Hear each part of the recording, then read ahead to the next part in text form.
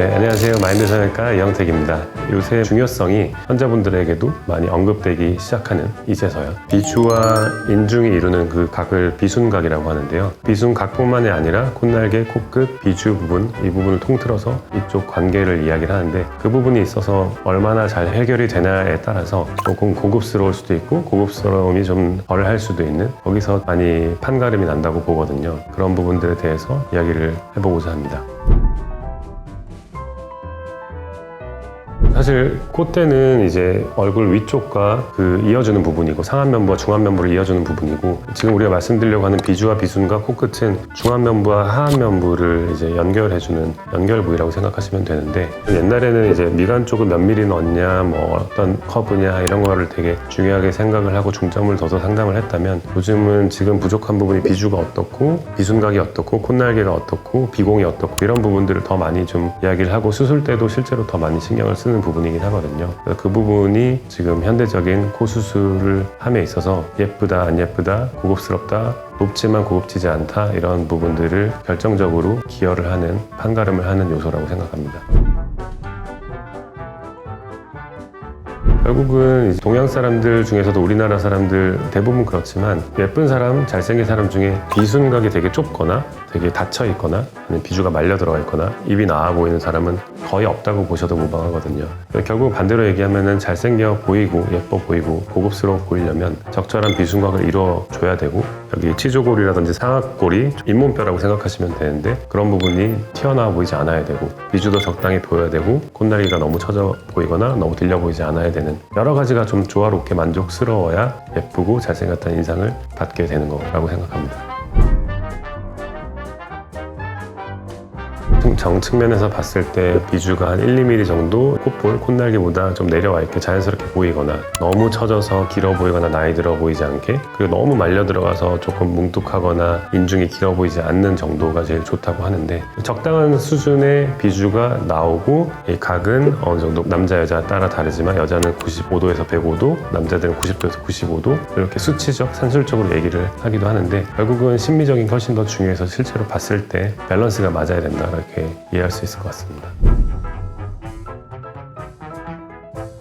대표적인 연예인이 이제 민효린, 그다음에 한가인, 그리고 신세경 씨, 이런 분들이 이제 비순각과 그런 비주의 조화로움이 되게 예쁜 연예인들이고, 남자 연예로 따지면 뭐 차은우 씨라든지 이재훈 씨라든지 BTS의 B, 이런 분들이 이제 비순각, 결국 이제 입과 코의 관계, 쉽게 말하면 입은 나와 보이지 않고 비순각이 적절하게 형성돼 있고 코끝 높이가 어느 정도 확보가 되는 그런 이루는 각들, 이런 부분들이 조화로우면 되게 잘생겼다 예쁘다라는 코의 인상을 주게 됩니다.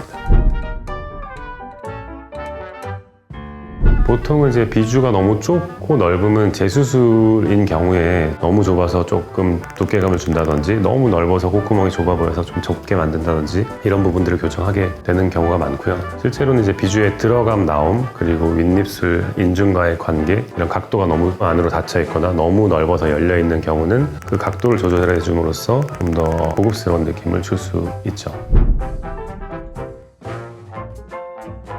코끝이 결국은 이제 한 쌍의 코끝 연골로 이루어져 있는데, 비주 부분도 이 연골의 안쪽 부분, 다리 부분을 형성하는 부분이거든요. 그 연골들이 되게 탄탄한 분들, 실제로 너무 큰 분들은 처져 있고 밀려 내려오고, 심지어 뭐 용코 같다든지 길어 보이는 코를 비주에서 가지고 오는 경우도 있고, 실제로 연골 자체가 너무 작고 이런 분들은 비주도 안으로 말려 들어가 있고, 실제로 이렇게 만져보면 지지대 같은 게 하나는 안 느껴지고, 그런 분들은 이제 부족한 부분은 기둥이나 덧대는 걸로 보강을 해주고, 너무 늘어져 있거나 튀어나온 분들은 다듬어주고 안으로 밀어 넣어줘서 위치 관계를 조절하게 되죠.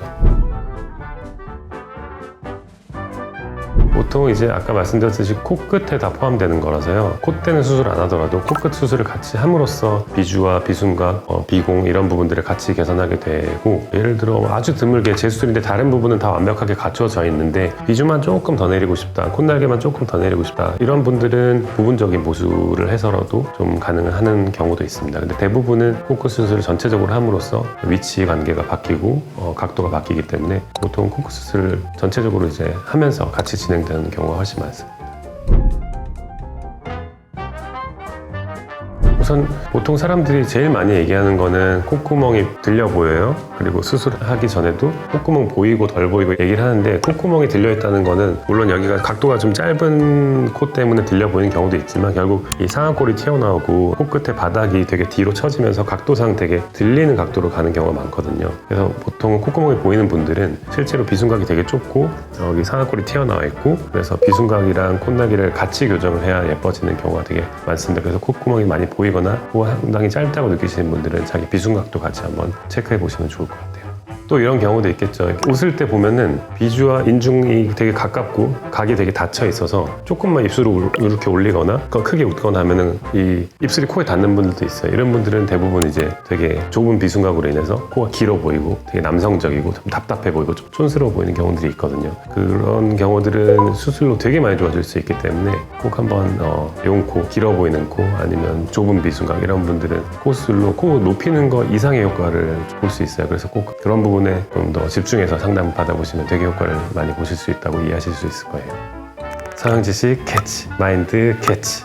요즘 들어 부쩍 많이 질문을 하시고 그리고 많이 알고 오시는 부분인 비순각, 비주 성형에 대해서 이야기를 나눠보았는데, 또 궁금한 점 있으면 언제든지 또 추가로 문의해 주시면 제가 답변해 드리도록 하겠습니다. 이상 마인드 성형외과의 영택이었습니다. 감사합니다.